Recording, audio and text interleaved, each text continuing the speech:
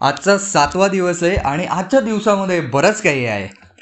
तर आज पेलिंगमध्ये फिरण्याचा आमचा आजचा दिवस आहे. सकाळी सकाळी आम्ही निघालोय. बाकी सिक्कीममध्ये सगळ्यात ज्या टूर कंपन्या आहेत त्या वॉटरफॉलला फार अवास्तव महत्त्व देताना दिसतात. म्हणजे एक 4-5 खडक आहेत, त्याच्यातनं एक चिंचोळी धार पडते. त्याचा किती गजब असावं, म्हणजे किती. फार काही गाडीतून उतरून पाहावे असे सुद्धा काही धबधबे नाहीयेत. फार लहान लहान सुद्धा असतात. अशाच पठडीतला एक धबधबा बघून पुढे खेचुपिरी लेकला गेलो. ह्याला विशफुल लेक असंही म्हणतात, कारण की लोकांची अशी धारणा आहे की तिथे गेल्यानंतर तुम्ही जे काही मागाल ती तुमची मनोकामना पूर्ण होते. इथे लेक पर्यंत जायला वॉकिंग ट्रॅक बनवलाय जो अगदी गर्द झाडीमधून जातो आणि तिथनंही चालायला छान वाटतं. हा लेक जो आहे हा 3 बाजूंनी टेकड्यांनी वेढलेला आहे आणि त्याच्या मधोमध लेक आहे. तिथे एक मॉनेस्ट्री सुद्धा आहे आणि काही मॉन्क्सची तिथे ध्यानधारणा करण्याची सुद्धा जागा आहे. अर्थातच आज तिथे सगळ्या टुरिस्टची गर्दी होती आणि विशेष म्हणजे जवळपास 99% गर्दी ही मराठी लोकांची होती. म्हणजे अगदी लक्ष्मी रोडवरती रविवारच्या संध्याकाळी फिरावं इतक्या सहज मराठी तिथे कानावरती पडत होती. म्हणजे थोडक्यात काय की रांगा हिमालयाच्या असल्या तरी आवाज मात्र सह्याद्रीचाच घुमत होता. पण पुन्हा तोच मुद्दा जाणवला, तो म्हणजे कपड्यांचा. खरं तर माझं लक्ष नव्हतं, किंवा असं म्हणूयात की मी लक्ष देणं सोडून दिलेलं होतं. पण शेवटी माझ्या वडिलांनी न राहून मला म्हटलं की तिकडे बघ, तो मुलामुलींचा घोळका आहे, काय कपडे घालून आहेत, कसे वागतायत ते, कशा पोजेसमध्ये फोटो देत आहेत. शेवटी तिथल्या मॉन्क्सनाच तिथे येऊन सांगावं लागलं की अहो, ही आमची प्रार्थनेची जागा आहे, इथे तरी असल्या गोष्टी करू नका. बाकी तिथे काही फोटो घेतले आणि काही विशेष विशेष मागून आम्ही तिथनं निघालो. पुढचा पॉइंट होता तो म्हणजे पेलिंगचं हेलिपॅड. आता पुन्हा एकदा हेलिपॅडमध्ये बघण्यासारखं काय आहे मला अजूनही कळलेलं नाहीये.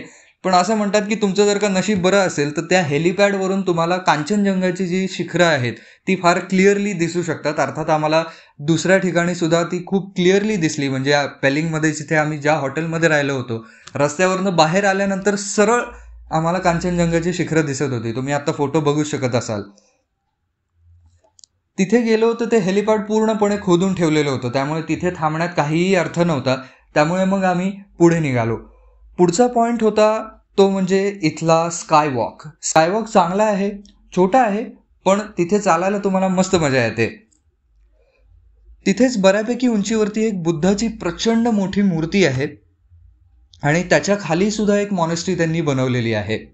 अर्थातच इथे सुद्धा सेन्सलेस वागणारी लोक होतीच. आपल्या मुलांना वाऱ्यावरती सोडून स्वतःचे फोटो काढत हिंडणारी जमात सध्या फार सोकवल्यासारखी दिसते मला. म्हणजे आपली कार्टी कुठे घुसून काय करतात ह्याचा काहीही थांगपत्ता त्याच्या आईबापांना नसतो. तिथे काही प्रेयर व्हील्स असतात, जी फिरवून ते मॉन्क्स जे आहेत हे प्रार्थना करत असतात. तर तिथे अशी मोठ्या आकाराची प्रेयर व्हील्स होती. आता ही मुलं त्याच्या बाजूनी जी काही रेलिंग बनवलेली होती ती प्रेयर व्हील फिरवायला, त्याचा वापर ते मेरी गो राऊंड सारखा करत होते. त्याच्यावरती चढून, त्या रेलिंग वरती चढून ते गोल गोल फिरत होते.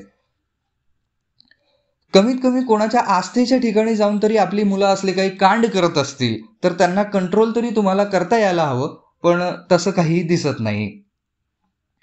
आणि शेवटी काय आहे की आपण काय बोलायला गेलो की तुम्ही शिव्यांचे धनी होणार आहात, त्यामुळे म्हटलं की आता विषय सोडून द्या आणि पुढे चला.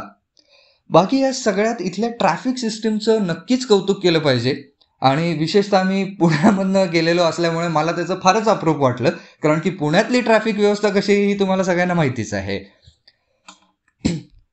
इथे क्वचितच तुम्हाला ट्रॅफिक सिग्नल बघायला मिळतात आणि हे सगळं जे काय आहे हे डोंगराच्या उतारावरती वसलेलं आहे.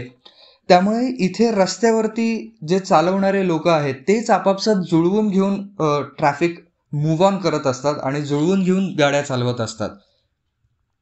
इथे अनेक ठिकाणी काम करणाऱ्या स्त्रियांची संख्या लक्षणीय आहे.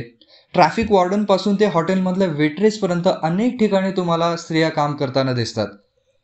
आणि इथली अजून एक गोष्ट म्हणजे रस्त्यामध्ये भांडताना मी कोणालाही बघितलेलं नाहीये.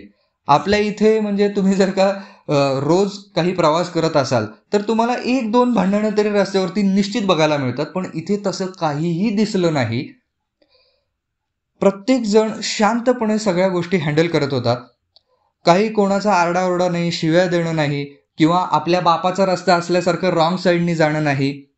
अर्थात इथे रूल्स पाळणं हे फक्त ट्रॅफिकसाठी नाही तर जीव वाचवण्यासाठी सुद्धा तितकंच महत्त्वाचं आहे. कारण की जसं मी आधी सांगितलं की डोंगराच्या उतारावरती हे सगळं वसलेलं आहे. तुम्ही जर का एक चूक केलीत किंवा कुठून तरी रॉंग साईडनी घातली, कुठेतरी चुकीचा ओव्हरटेक केला तर तुम्ही थेट खाली जाऊ शकता. त्यामुळे इथे सगळं काही अगदी व्यवस्थित चालतं. बाकी इथून पुढे इथल्या एक जुन्या किल्ल्याचे अवशेष बघायला आम्ही गेलो होतो. हा किल्ला कधी काळी ह्या भागाला तिथली राजधानी बनवण्यासाठी बांधला गेला होता. बाकी आजचा दिवस तर तसा ठीक गेला, पण तब्येतीतले उतार चढाव अजूनही चालूच आहेत.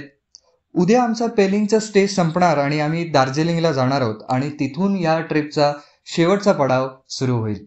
तर आजचा भाग तुम्हाला कसा वाटला मला कॉमेंट सेक्शनमध्ये नक्की सांगा. आवडला असेल तर लाईक करा, जास्तीत जास्त शेअर करा. अजूनही ट्रिप बाकी आहे, अजूनही बऱ्याच गोष्टी तुम्हाला दाखवायच्या आहेत, त्यामुळे स्टे ट्यून्ड.